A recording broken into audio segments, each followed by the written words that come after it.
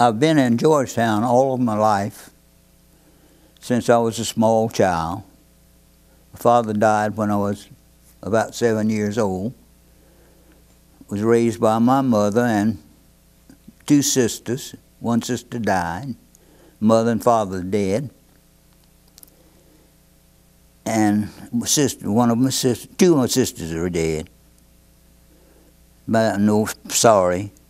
I'm the only survivor in the Morris, in my Morris clan.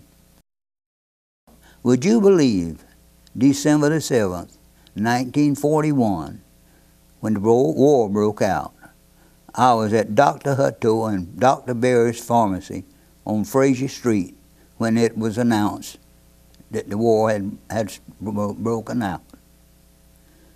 And this was in 1941. And I was in high school. And just about to finish high school. I don't remember exactly how many subjects, but it was just a little while. So they deferred me long enough for me to finish high school. I finished high school, and actually 2 weeks before I finished, I applied for a job at International Paper Company and went to work out there. I beat around town here during the war. Everybody, all the younger people had gone. Down here seemed like I was by myself. Finally, in 1944, I was drafted.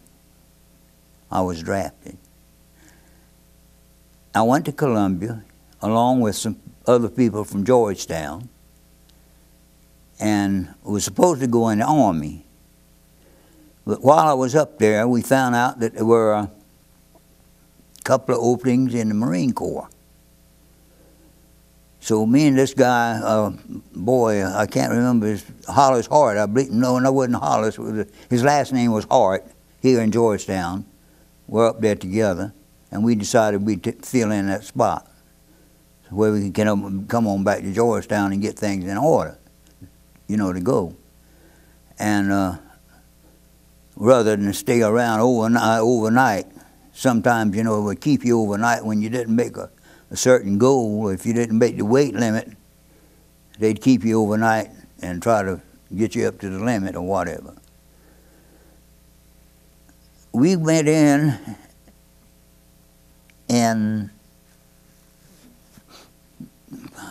May 21, I believe it was, of 1944. And I went to Parris Island.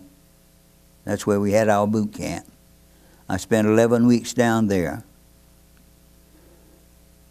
Had a month's leave, which was standard. After it was over, went back and was to Camp LeJeune. I spent 5 weeks in Camp LeJeune, and from Camp LeJeune, we boarded a train and went to California. And California was awful. They talk about sunny California, but my boots floated around in the water in certain times. We stayed there, I can't remember just how long we just stayed there, but it wasn't too long before we shipped out. Boarded a ship in San Diego to go to San Francisco. Spent, I forgot how many days, it was probably about 6 days aboard ship, going there. Seasick, got seasick, naturally.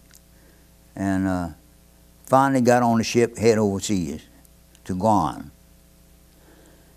Spent 57 days aboard the ship, troop ship going to Guam.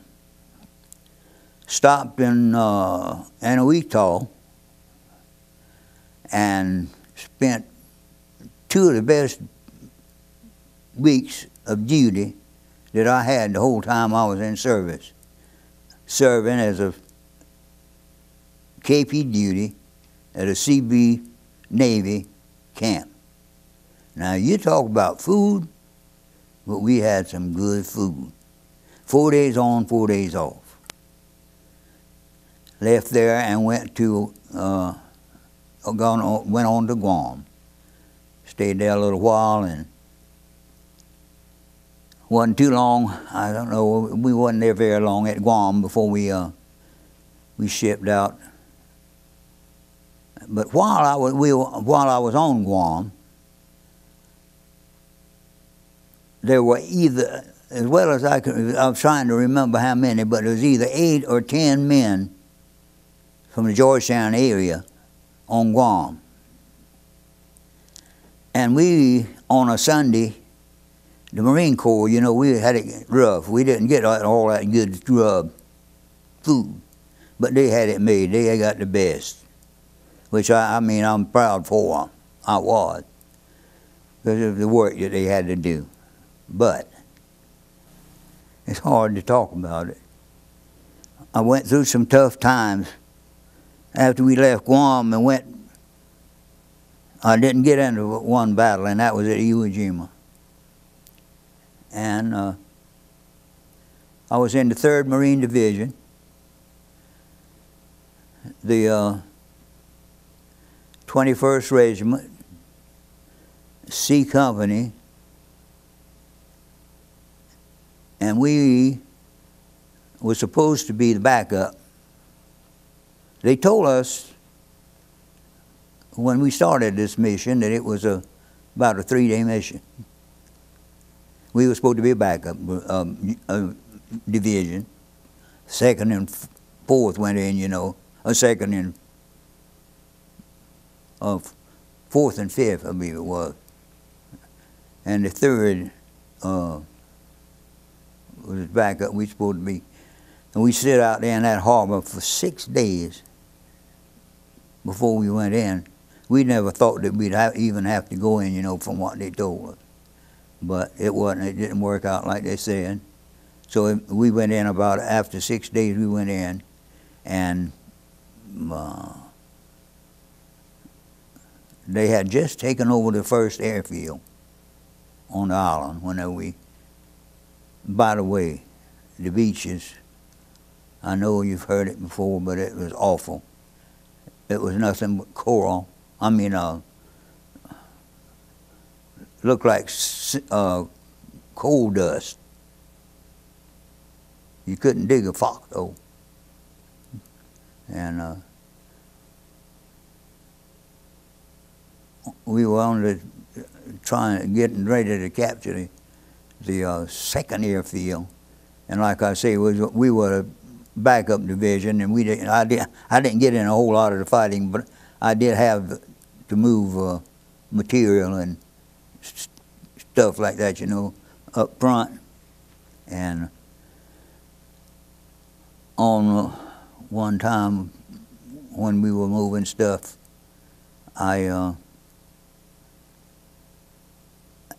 me and I can't remember any of the guys' names, but we were, a bunch of us, you know, were moving equipment and gasoline and stuff, and we got under attack, came under attack, and I got hit in the head with shrapnel,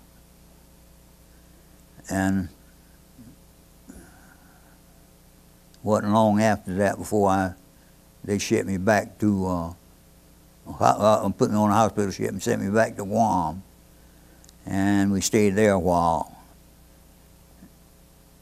And the war was about over then, you know, and you know, would you believe that when we got back to Guam, there were some of those Japanese that had been hidden up in those hills, and they didn't even realize that the war was over. It was hard to believe, but they did.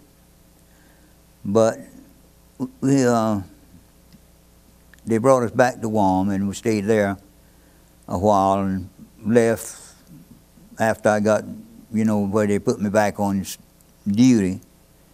I went to China, and I stayed there probably 3 months, I guess, which was the best duty I had while I was in the Marine Corps. And eventually I got out. Came back, went back to work at the mill, got married in 1950. Been married 59 years, and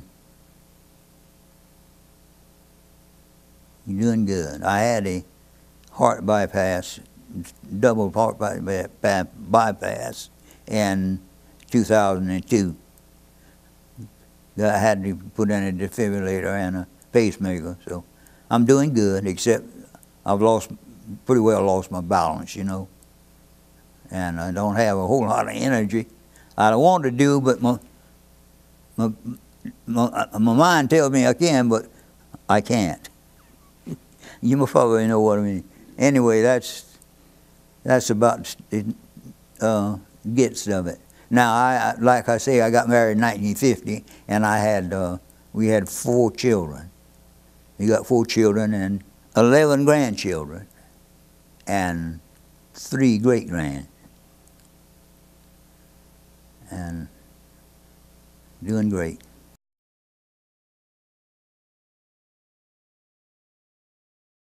Well, you know, I've been thinking about that ever since I got out of service. That was a great battle, no doubt about it. There was a lot of lives lost, but there was a lot of lives lost in Vietnam. They're still in losing them. But I think that at the beginning of that World War II, the initial invasion, Guadalcanal, and those places, Corregidor, places like that, they were tough. They were tough. And I'll tell you another thing, too. On Iwo Jima, you just have to see it to believe it. They were entrenched in that Suribachi, and on that island, in caves, pillboxes and stuff, 3 and 4 feet thick concrete. They were there to stay to the death. And something else. Of all the bombing and everything that went on, the hand-to-hand combat, the flamethrowers did a lot of damage. I was in a mortar outfit myself, but those flamethrowers, they did a lot of good. And in a lot of cases, they had to use them to get them out.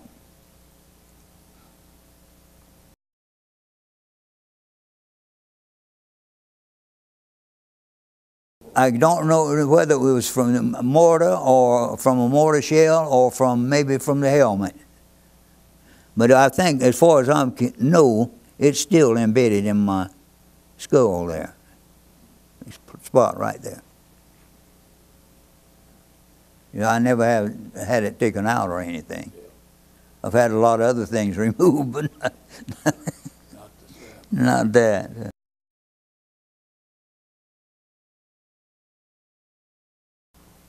I think it's the greatest thing that a young man can do for his country. I think, I don't know whether I say that I approve of it or disapprove, but I think deep within my mind that every young man, regardless of race, creed, or whatever, should serve a couple of years in the military.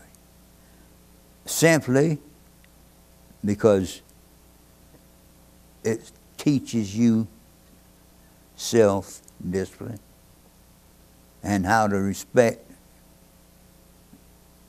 and react with other people.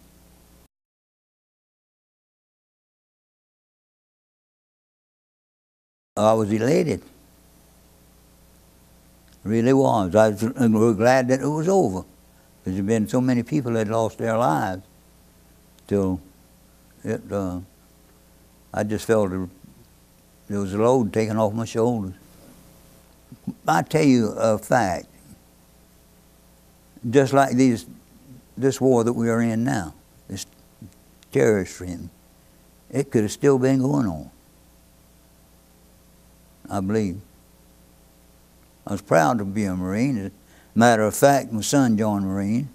He served, well, he finished the Citadel in '74, and he served 4 years in there. And once a Marine, always a Marine.